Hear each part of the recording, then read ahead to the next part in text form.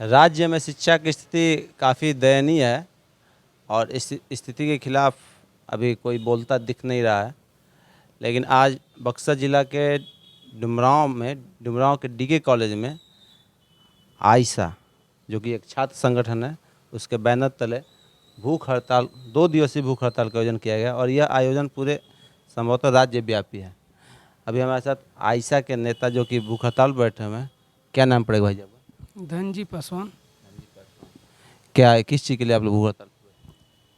आज हम लोग राज्य के कमेटी के आह्वान पे 2 दिवसीय भूख हड़ताल, जो सरकार ने जिस तरह से स्नातक को 3 साल के बजाय 4 साल कर रही है, उसके सवाल पे जो इसलिए गरीब लोगों को, छात्रों को आर्थिक तंगी इस पे होगा। और 4 बरिस लेकर के 4 बरिस कोई स्नातक ऐसा डिग्री भी नहीं है कि जिनसे मैंने छात्र निकल करके उनसे कोई रोजगार कर सके। एक डिग्री के ही तहत वो मैंने रह जाएगा, कोई टेक्निकल डिग्री नहीं है। इसलिए 4 साल के बजाय ना करके जो पुराना था 3 साल के ही किया जाए, इसी सवाल पर हम लोग यहाँ आए हुए हैं। और आपका कुछ स्थानीय मुद्दा भी है इस कॉलेज? और इस कॉलेज में बहुत लंबा समय से हम लोग भी एक बार और भी मांग उठाए थे कि जो डीके कॉलेज में स्नातक का कुछ विषय का पढ़ाई होता है और कुछ विषय का नहीं होता है, इसलिए स्नातक का सभी विषय का पढ़ाई इसमें भी शुरू हो। और एमए का पढ़ाई बक्सर ज़िला में 2 सरकारी कॉलेज हैं, एक एमबी कॉलेज बक्सर और एक डुमरांव में डीके कॉलेज। डीके कॉलेज में एमए की पढ़ाई शुरू नहीं है, इसलिए भी हम लोग इस एजेंडे में ये डीके कॉलेज में एमए की पढ़ाई शुरू हो, इसके मांग को लेकर के हम आज भूख हड़ताल पे छात्र संगठन आयशा के तमाम साथी आज यहाँ उपस्थित हैं, बैठे हुए हैं हम लोग।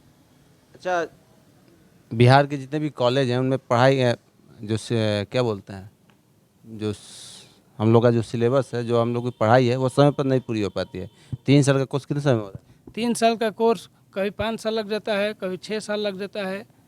और अच्छा, इतना बड़ा समस्या होने के बावजूद भी यहाँ के जो छात्र हैं, कहीं मतलब कोई सवाल उठता दिख नहीं रहा है, क्या कारण लगता है? छात्र, एक सरकार ऐसी पॉलिसी लाई है कि जो पहले स्कूल का जो सिस्टम था, वह आज धीरे धीरे कॉलेज का सिस्टम, छात्र आज यही नहीं कॉलेज का ही नहीं है, सिर्फ माने आप जाइएगा 1 से लेकर के 10 तक भी, वहाँ भी जाइएगा तो देखिएगा कि वहाँ भी बच्चा का रुचि नहीं रहा है पढ़ने जाने में। और सरकार भी चाह रही है कि किसी तरह से निजीकरण में जो चल रहा है देश में, अभी भी तमाम अधिकतर यूनिवर्सिटी भी निजीकरण हो रही है, कॉलेज भी निजीकरण हो रहा है, प्राइवेट का महत्व तो अधिक चल रहा है और सरकारी का महत्व कम है। छात्र माने जो भी उनका इच्छा भी था पढ़ने का, तो आइएगा तो देखिएगा तो कोई प्रयोगशाला नहीं है, लाइब्रेरी नहीं है, कोई पुस्तकालय सही से नहीं है, कॉलेज का सिस्टम सही से नहीं है, तो इसलिए दिन पर दिन छात्रों का रुझान कम होते जा रहा है। लेकिन आयशा इसके लिए आंदोलन करती रहेगी और फिर पुराने जो दौर है उसको हम लोग लाने की कोशिश करेंगे। अच्छा, छात्र संगठनों का निर्माण तो इसीलिए हुआ है कि छात्र की हर समस्याओं पर वो संगठन सवाल उठाते रहें। बिहार में छात्रों का सिर्फ समस्याएं ही समस्या हैं, लेकिन हमें नहीं लगता है कि संगठन, कोई भी छात्र संगठन उस स्तर पर काम कर रहा है जिस स्तर पर होना चाहिए। क्या आपको भी लगता है? हम लोग तो ऐसा हमेशा हम लोग का कार्यक्रम है, 4 जुलाई ये भी कार्यक्रम है। फिर आगामी इसी सवाल पे 17 तारीख को हम लोग विधानसभा मार्च करने जा रहे हैं कि जो सरकार जो शिक्षक बहाली में भी डोमिसाइल नीति जो हटाई है, उसके खिलाफ में भी हम लोग भी मांग कर रहे हैं। और 17 तारीख को हम लोग का कार्यक्रम पटना में है। अगस्त में हम लोग का आयशा का राष्ट्रीय सम्मेलन है कोलकाता में 9, 10, 11 को। छात्र संगठन आयशा हमेशा सड़कों पे, कॉलेजों में रहती है, हर सवालों पे, छात्रों के सवाल हो चाहे देश में आम आवाम की भी सवालों हो, उस पर भी आयशा आंदोलन करती है। आपका परिचय क्या हुआ? बक्सर आयशा जिला सचिव धनजी पासवान। तो ये हैं बक्सर आयशा के सचिव धनजी पासवान जी। और यह जो भूख हड़ताल चला है, 2 दिवसीय भूख हड़ताल है, जो कि पूरे राज्य स्तर पर हो रहा है। और इसकी मांगे हैं 4 वर्षीय स्नातक कोर्स वापस लो, शिक्षक बहाली में डोमिसाइल नीति लागू करो, स्नातक कोर्स में की गई व्यापक फीस वृद्धि वापस लो। 4 वर्षीय स्नातक कोर्स और कॉलेज में एमए की पढ़ाई को लेकर यहाँ पर यह भूख हड़ताल किया गया। क्या नाम है भाई जी? एमडी इखलाक अहमद। अच्छा, किन मांगों के लिए आप बैठे? ये जो अभी राज्य में 4 वर्ष का स्नातक कोर्स मतलब सरकार करने जा रही है नहीं है, मतलब लागू हो गया है 2023 से 27 में इसका फाइनल आएगा।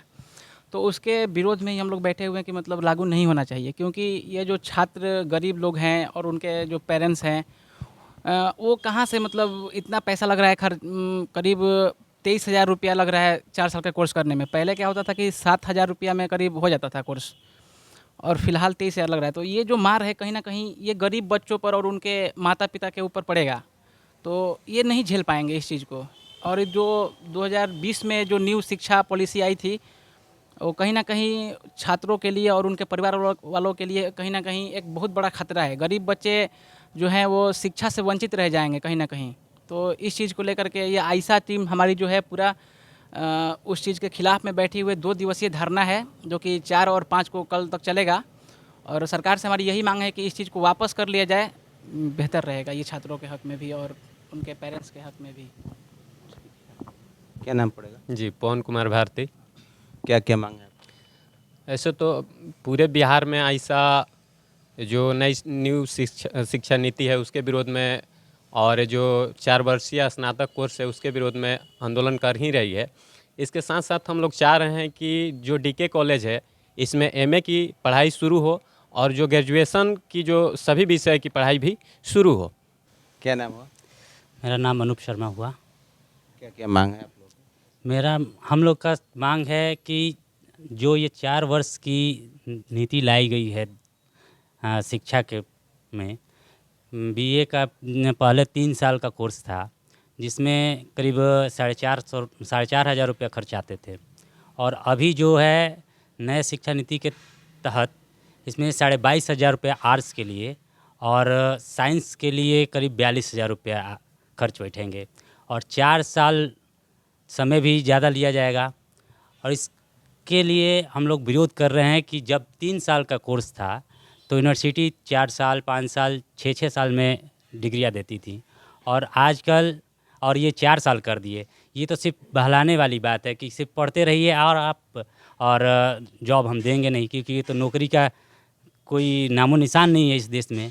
और इसी वजह से लोग चाहते हैं, केंद्र सरकार चाहती है कि बच्चों को बझाए रहें पढ़ाई लिखाई में, और इसी के विरोध में हम लोग आयशा का पूरा टीम राज्यव्यापी भूख हड़ताल है 4-5 को, और इसके विरोध में फिर हम लोग 17 तारीख को राज्यसभा मार्च भी करेंगे, राजभवन मार्च करेंगे।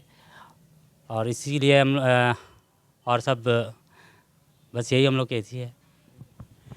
तो हम बताते चलें कि जो राज्य की सरकार है, पढ़ाई चूँकि एक सार्वजनिक क्षेत्र का एक चीज़ है, विषय है, लेकिन पढ़ाई जो सार्वजनिक क्षेत्र का जो जितने भी सरकारी संस्थान हैं उनकी तमाम सुविधाओं को धीरे धीरे लगातार कम किया जा रहा है, और पढ़ाई को लगातार महंगा बनाने का प्रयास किया जा रहा है। चाहे वो प्राथमिक स्तर का शिक्षा हो, माध्यमिक स्तर का शिक्षा हो, उच्चतर माध्यमिक हो, कॉलेज लेवल का कोई भी शिक्षा, मतलब एक अगर कोई आम परिवार का लड़का चाहे कि हम अच्छी से अच्छी पढ़ाई कर सकें, तो ऐसी व्यवस्थाओं को धीरे धीरे उन लोगों से दूर किया जा रहा है।